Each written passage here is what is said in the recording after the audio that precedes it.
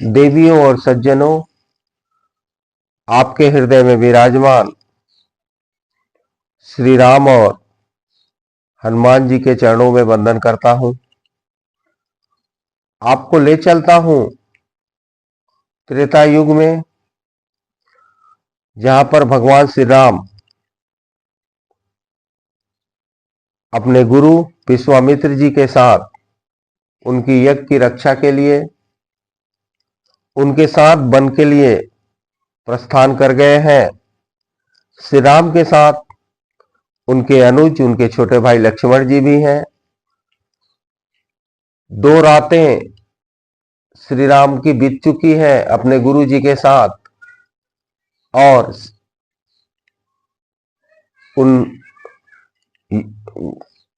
उस आश्रम में संतों से होकर ताड़का वन में पहुंच गए हैं, जहां भगवान के पूछने पर विश्वामित्र जी ताड़का द्वारा अत्याचारित उस क्षेत्र को बता रहे हैं कि इस तरह से ताड़का ने इस वन को उजाड़ दिया है, यहाँ के लोगों को मारती रहती है, और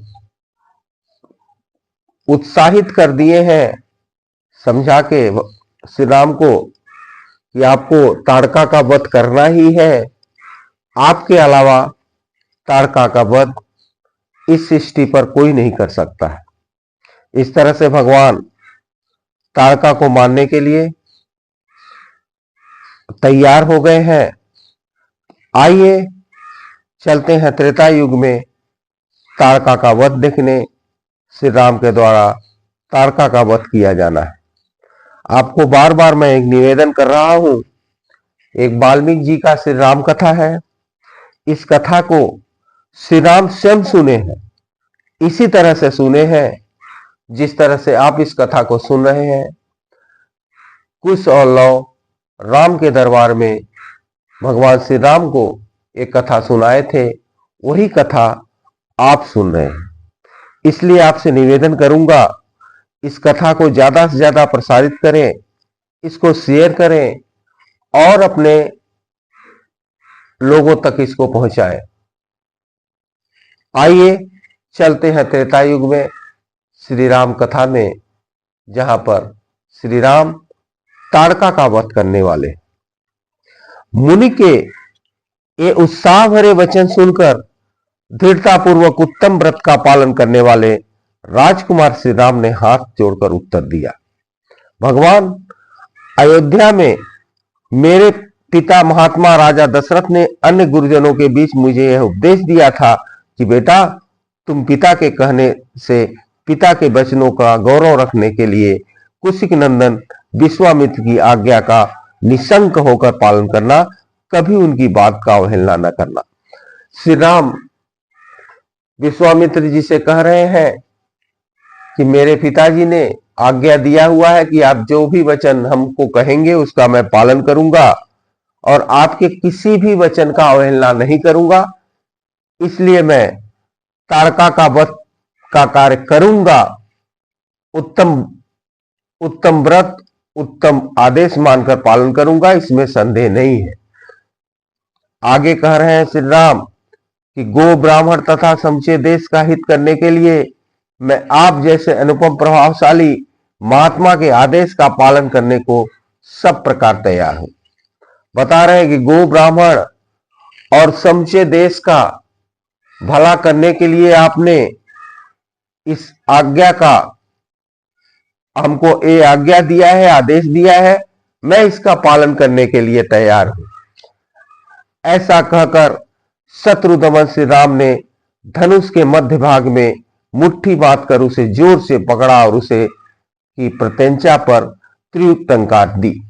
उसकी आवाज से संपूर्ण दिशाएं गूंज उठी। ऐसा कहने के बाद श्री राम ने अपने धनुष को बहुत तेज से खींचा।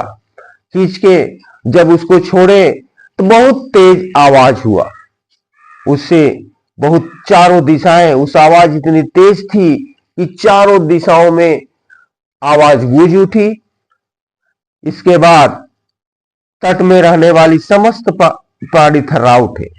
ताड़का भी उस टंकार घोष के पहले तो कर्तव्य विमूढ़ हो उठी, परंतु फिर कुछ सोचकर अत्यंत क्रोध से भर। ताड़का जब उस धनुष की आवाज सुनी तो बहुत तेज से उठ के दौड़ी, क्रोध हुआ उसको। कुछ समय के लिए तो सन्न रह गई कि ये काहे की आवाज है।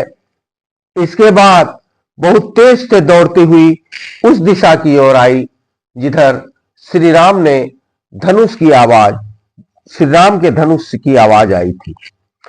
उसके शरीर की ऊंचाई बहुत अधिक थी, उसकी मुखाकृत विकृत दिखाई देती थी। क्रोध में भरी हुई उसने विकराल राक्षस का रूप रखी थी और क्रोध से भरी हुई श्री राम लक्ष्मण से बोली कि लक्ष्मण, श्री राम लक्ष्मण से क्रोध से भरी हुई वो चिल्लाने लगी, बोलने लगी। जब ये बात श्री राम देखे तो बोले कि लक्ष्मण देखो, ये यक्षिणी का शरीर कैसा दारुण और भयंकर है, इसके दर्शन मात्र से भीरू पुरुषों का हृदय विदीर्ण हो सकता है। जब क्रोध से वो चिल्लाने लगी, चिघाड़ने लगी, तो श्री राम जी लक्ष्मण से कह रहे हैं कि लक्ष्मण देखो, इसको देख के ही एक डरपोक आदमी मर जाएगा, उसका हार्ट फेल हो जाएगा, वो मर जाएगा, ऐसा ये दिखाई दे रही है।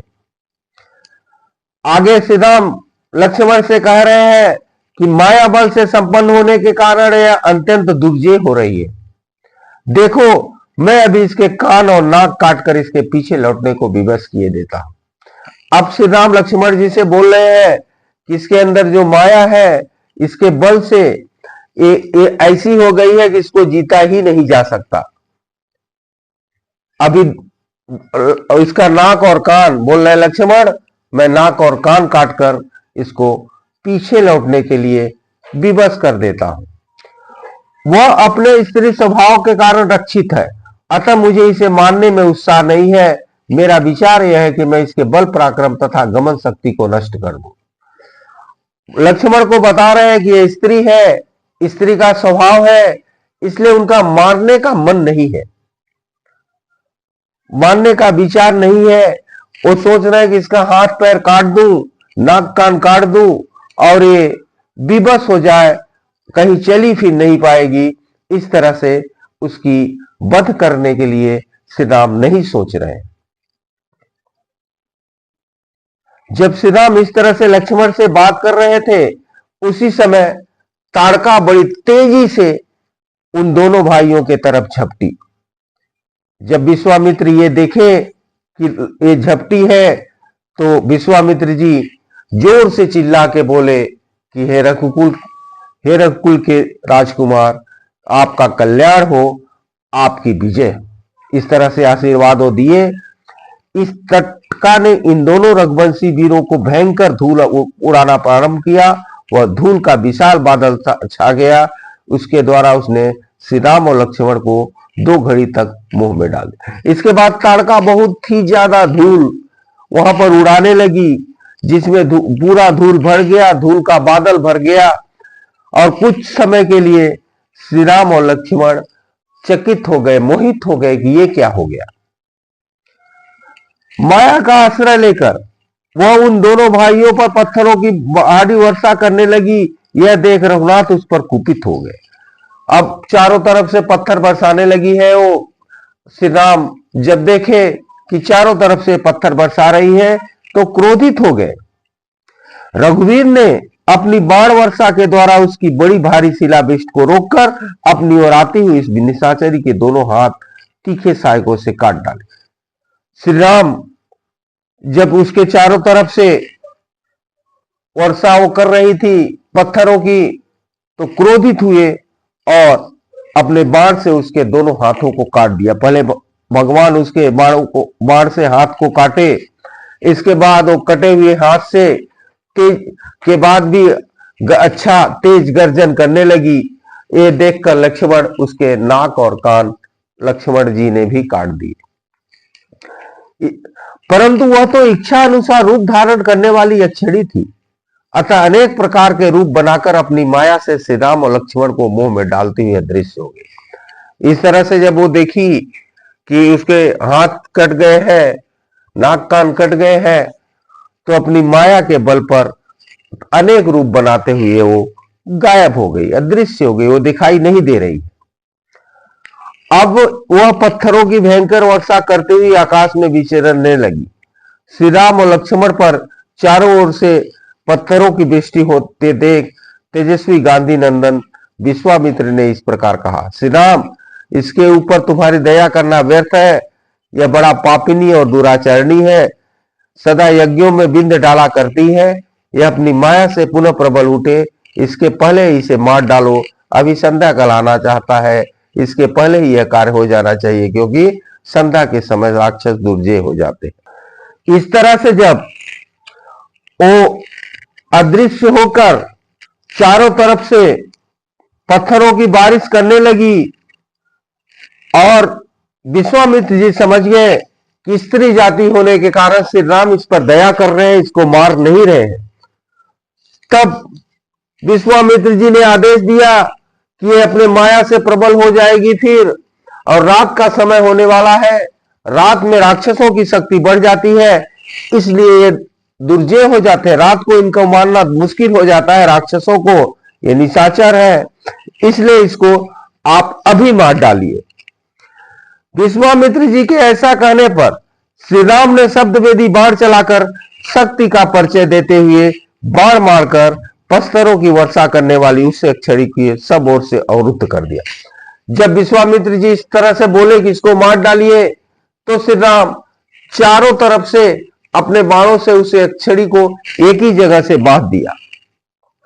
जब बाण समूह से घिर जाने पर मायावल से युक्त यह छड़ी जोर जोर से गर्जन करती हुई श्री राम और लक्ष्मण से ऊपर टूट पड़ी। उसे चलाए हुए इंद्र के बाण ब्रज की भांति वेग से आते देख श्री राम ने एक बाण मारकर उसकी छाती चीर डाली, तब ताटका पृथ्वी पर गिर गया और मर गई। इस तरह से जब चारों तरफ से बाणों से घेर दिए, इसके बाद राम और लक्ष्मण के ऊपर फिर भी वो टूट पड़ रही है, फिर भी गिरते पड़ते राम लक्ष्मण के तरफ आ रही है। श्री राम ने जब देखा तो एक ही बाण मारा और वह राक्षसी, वह छड़ी गिरी और मर गई। उस भयंकर राक्षसी के मारे जाते देख देवराज इंद्र तथा देवताओं ने श्री राम को साधुवाद देते हुए उनकी सराहना की। जब वो मारी गई तो देवताओं ने देखा और श्री राम और लक्ष्मण को, दोनों भाइयों को साधुवाद दिया, उनकी बड़ाई किया, और इंद्र जो है बहुत ही प्रसन्न हो गए और विश्वामित्र से कहने लगे, सुनिए, बोल रहे हैं कि मुने कुशिक नंदन, आपका कल्याण हो, आपने इस कार्य से इंद्र सहित संपूर्ण देवताओं को संतुष्ट किया है। अब राज रघुकुल तिलक श्री राम, आप अपना स्नेह प्रकट कीजिए, श्री राम पर अपना स्नेह प्रकट। अब वो बता रहे हैं देवता लोग कि हे कौशिक नंदन, आपका कल्याण हो, आपके इस कार्य को श्री राम ने कर दिया है, अतः श्री राम पर आप अपना स्नेह प्रकट कीजिए, अपना प्रेम प्रकट कीजिए। किस तरह से प्रकट कीजिए? प्रजापति कृशास के अस्त्र रूपधारी पुत्रों को, जो सत्य और पराक्रमी तथा तपोबल से संपन्न है, श्री राम को समर्पित कीजिए। इंद्र कह रहे हैं कि जो प्रजापति कृशास के अस्त्र रूपधारी पुत्र है, अस्त्र के रूप में जो पुत्र आपके पास है, उनको श्री राम को समर्पित कर दीजिए, श्री राम को दे दीजिए। फिर बोल रहे हैं इंद्र कि विप्रवर आपके अस्त्रदान के सुयोग्य तथा पात्र हैं तथा आपके अनुसरण में तत्पर रहते हैं। राजकुमार श्री राम के द्वारा देवताओं का महान कार्य संपन्न होने वाला है। जिस काम के लिए इस धरती पर श्री राम आए हुए हैं, उसके लिए इनको इन अस्त्र शस्त्रों की जरूरत पड़ेगी, जो आपके पुत्र के रूप में आपके पास है। अतः आप इनको, श्री राम इस काम को आगे करने वाले हैं, इसी काम में आगे बढ़े हैं, आपके साथ आए हैं, इसलिए आप अस्त्र और शस्त्रों को श्री राम को समर्पित कर दीजिए। ऐसा कहकर सभी देवता विश्वामित्र की प्रशंसा करते हुए प्रसन्नता पूर्वक आकाश मार्ग में चले गए। तत्पश्चात संध्या हो गई। इस तरह से सारे देवताओं बड़े प्रसन्न हुए, बड़े खुश हुए और सारे देवताओं ने विश्वामित्र से कहा कि अस्त्र शस्त्र का जो ज्ञान है, जो आपके पास अस्त्र शस्त्र है, वो श्री राम को समर्पित कर दीजिए। और संध्या हो गई और श्री राम देवता लोग वहां से अपने लोक में चले गए। इसके बाद बड़े प्रसन्न हुए विश्वामित्र जी श्री राम के मस्तक को सूंघकर और उनसे कहने लगे कि सुदर्शन राम, आज की रात हम लोग यहीं भी निवास करें, कल सवेरे अपने आश्रम पर चलेंगे। इस तरह से विश्वामित्र जी की बात सुनकर भगवान राम प्रसन्न हुए और रात में उसी ताड़का वन में आराम से रात बिताए। ये इनकी तीसरी रात थी। इस तरह से आगे की कथा आपको अगले अंक में, तब तक आपके हृदय में विराजमान श्री राम और हनुमान के चरणों में वंदन करते हुए अपने वाणी को विराम देता हूं।